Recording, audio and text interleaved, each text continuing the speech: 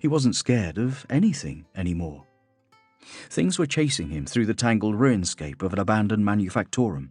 They were fast, hard to see, moving with deadly silent grace through knots of steel scrap and rotted cables. Theron was noisy by contrast, his feet knocking aside piles of junk and splashing loudly through puddles of up-hive effluent. His panting echoed off dead machines. Rust pattered from metal. He could see an escape route ahead. They might be faster than him, but he knew the hive better. A door opened onto a half-crushed passageway that led to an abandoned hive dome. They'd never catch him if he got into there. A figure in red with a mirrored face stepped in front of him and grabbed him with metal hands. It stopped him with such finality his skin tore, and yet it did not move at all, but stood as solid as the hive itself. "Subject apprehended," it stated emotionlessly. The ground opened beneath him, and he fell. He was in a chair, tightly restrained. Bright light shone in his eyes, but not so bright he could not see the inhuman figures moving behind them. They were dark shapes of wavering tentacles and menacing pincers. Soft pads were attached to his head. "What is the 31st precept of engagement?" an impersonal voice grated. "Application of overwhelming force to be considered within the light of non-belligerent objectives." "Expand," said the voice. He did not know the answer, but he heard himself say, "Terror is a weapon," the words springing into his mind. He was freezing cold. He did not know where he was. His body was swollen and did not feel like his own, but he was not afraid. "Name 6 methods of exfiltration in a high population density oceanic environment," it grated. "Assuming optimum results in retrieval of war gear, gene seed, and personnel are required." "Teleportation, aerial evacuation, submersible retrieval, seabed traversal on foot," he said, the words pouring out of him. "There are more," said the voice. "Again." A sharp shock of pain made him scream. There were thousands of green monsters running at him, roaring unclean alien words and brandishing crude weaponry. He was on his own, isolated, clad in armor as thick as an armored vehicle's, and armed with a gun that fired miniaturized self-propelled missiles that would obliterate a man with one shot. Technology like that would have made him a king in his own lands. It would not be enough against the Horde. He was going to die. Methodically, he emptied his gun into the onrushing Xenos. Orcs, his mind supplied, his subconscious edifying his conscious self as he picked out the strongest-looking specimens among the enemy and sent them swift death. The Xenos were huge. "Unclean. Hate them," his subconscious offered. But the bolts from his gun penetrated their thick skulls and blew apart their heads anyway. 20 bolts, 20 dead, each shot a kill, no time to reload. He threw aside his bolt rifle and drew his pistol and knife as the Horde closed in on him. His sense of proportion was skewed. His armor displays told him the height and mass of the orcs, and the smallest was bigger and heavier than a grown man, yet he overtopped all but the largest. His knife was the length of a sword, but seemed only a dagger in his fist. The pistol seemed small, but was larger than the rifle he had owned at home. Despite the knife's seeming inconsequentiality, he punched it through the armor and the chest of the first orc with little effort, shattering its sternum and skewering its heart. He lifted its considerable weight from the ground. It raged at him, raking his armor with dirty nails, so he kicked it hard, at the same moment wrenching the knife free, ripping viscera out on the tooth of the knife's serrated back edge. Orcs were unnaturally tough. Warrior race, possible bioengineered origin. And this one would not die, but it fell down and lay at Theron's feet, cradling its exposed innards. Theron had already moved onto his next target, loosing a shot into the screaming maw of a second orc, driving the knife up through the ear and into the brain of a third. He dropped to a crouch, tripping the fourth into those behind and sending them all sprawling. Theron moved smoothly, each action calculated to end another Xenos life. Within moments, his cobalt blue armor was bright red with spilled blood, and the ground was slippery with organs. Half-dead orcs moved at his feet. The jarring blows of axes rang from his armor. Heavy-caliber bullets crashed into him. His war gear remained inviolate, yet it was beginning to take damage, failing by small degrees until the warning amber runes in his helm flickered to an angry red, and he suffered his first breach. A knife found its way between the plates on his stomach and through his armored undersuit. He slew his attacker. An axe wreathed in a stuttering power field shattered his vambrace, the kinetic spillover numbing his arm. He wrenched the weapon from the orc and fed it to him. A hand grabbed his backpack and pulled back. Farron pivoted with a move, ducked, and eviscerated the orc's chest cavity with a single shot from his bolt pistol. So it went on. His pistol emptied and was cast away. His knife blunted, then broke. He fought with fists and feet, shattering ivory fangs with violent headbutts. Still they came on, pulling at him, dragging him down, until he was buried beneath a pile of them, his hands locked about the throat of his last victim, throttling the life from it. A dozen dirty green hands clawed at him, wrenching at his pauldrons, his helm and his backpack. A knife found the neck seal and pushed in with agonizing slowness. He ignored the pain, determined to strangle the last orc before he died. His veins and arteries were ripped asunder. His spine broke. He went limp and was still alive when the orcs tore him to pieces and began to feast upon him. He died. "Again," an electronic voice blurted. "Reset scenario. Increase Xenos ferocity. Provoke higher aggressional response in subject. Primary aim, improve kill count before death." Farron jolted. There were thousands of green monsters running at him, roaring unclean alien words and brandishing crude weaponry. He was on his own, isolated, clad in armor as thick as an armored vehicle's, and armed with a gun that fired miniaturized self-propelled missiles that would obliterate a man with one shot. Technology like that would have made him a king in his own lands. It would not be enough against the Horde. He was going to die, and he was so very, very cold. Electric pain burned through him. Soft music played, so beautiful that it entranced him. Farron had no idea such divine melodies existed. He thought it the Emperor's music. Hearing its perfection was almost painful, and that was almost enough to take his mind off the agony bedeviling his flesh. He was floating within a machine, held in place by crushing gravity fields. Arms bearing tools darted around him, cutting and sampling, jabbing at him with sharp knives and twisting needles. Some introduced fluids into his system, others took them away. There was someone nearby, humming to itself, a large mechanical presence, yet the upper parts of it were oddly human-seeming. "You are doing very well, 306-621-051, the figure said. "I know it hurts, but I promise one day this will be done, and you will be free to serve your purpose." Farron wanted to shout at him, to ask why, to plead with him to make it stop, but he could not speak, and the creature was distracted in any case. It wandered off, humming along with the tune, past rows of other machines, like the one that trapped Farron, each holding another body. More electrical agony speared him.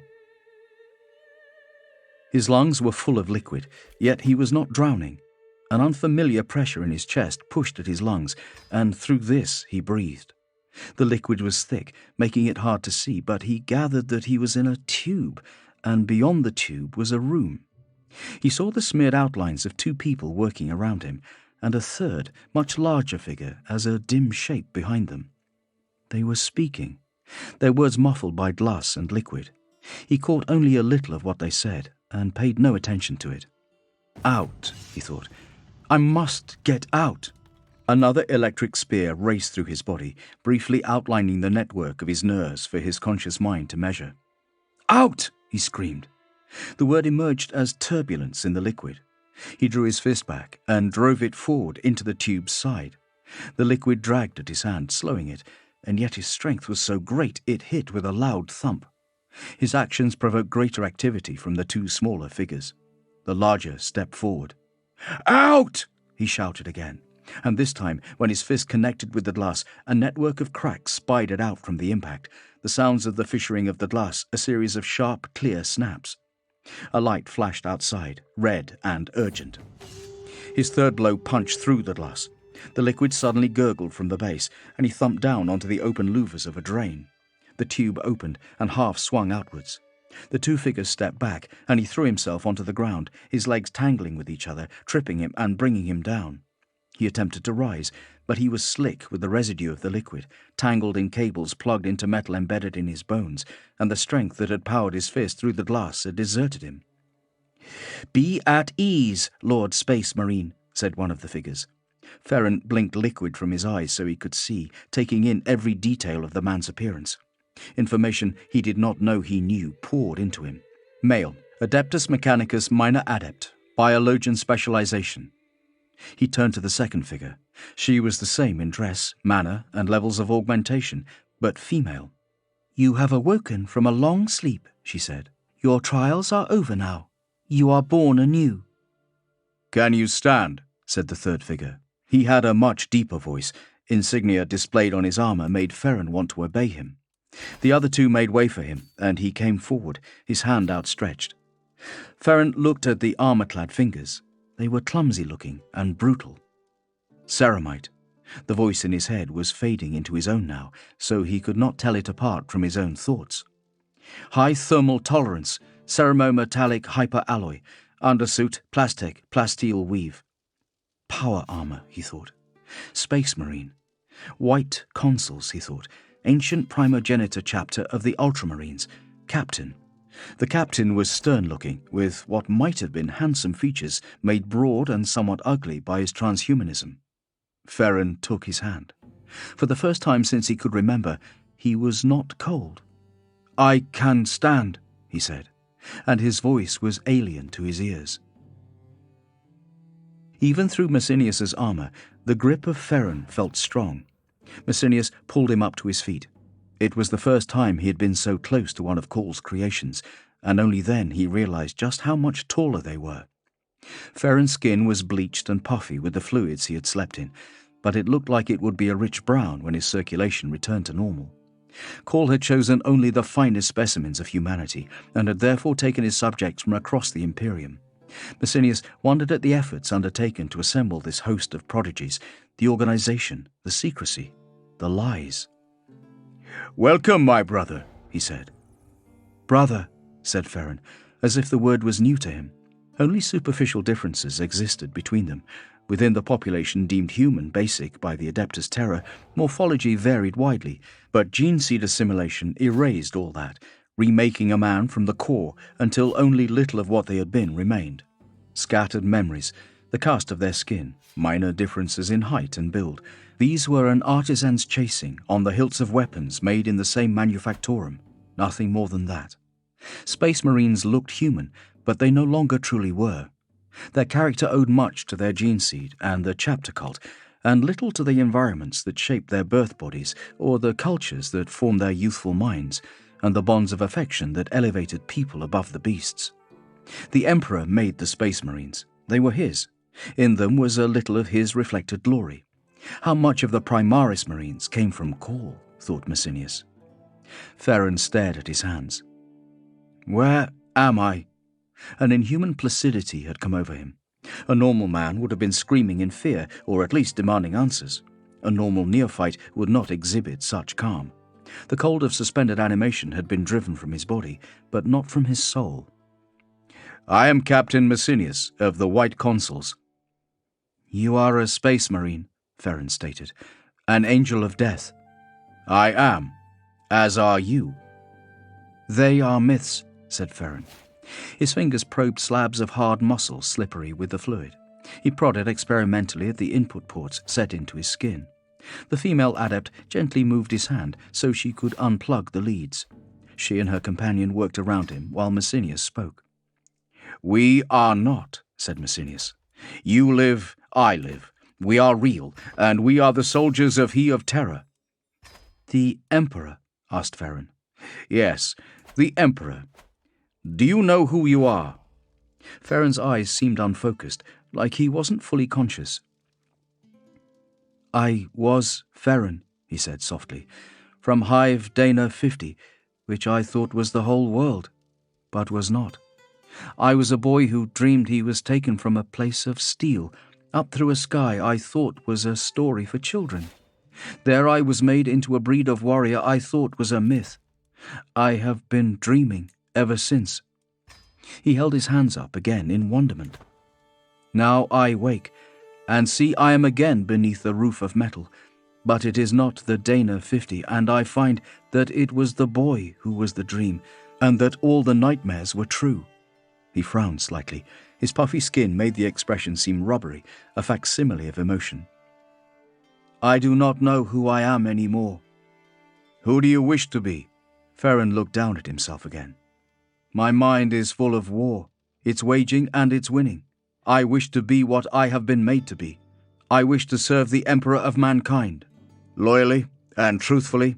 Farron looked at him as if the question was incomprehensible. What shall I call you? You were Farron. Do you wish to be known by that name still? I do not know. You will command me? For a time. Then name me anew. What I was is gone. What I am is ready to fight. It needs a name. A myth so old few now knew if it came unbidden to Messinius. Messinius himself was ignorant of the culture and era it originated from, but fragments of it were preserved in his chapters librarius, and from it he took a name once synonymous with Mars. It seemed fitting somehow. Then I name you Farron Arios, your old name for where you came from, and the new for the world that changed you. Arios, said the warrior. He knelt. Like all his movements, it was awkward. Command me, my captain. I am yours. He looked up, and Messinius saw a hint of pain in his eyes. For I do not know what else to do. Come with me, then. I have for you a rebirth of fire. Chapter 22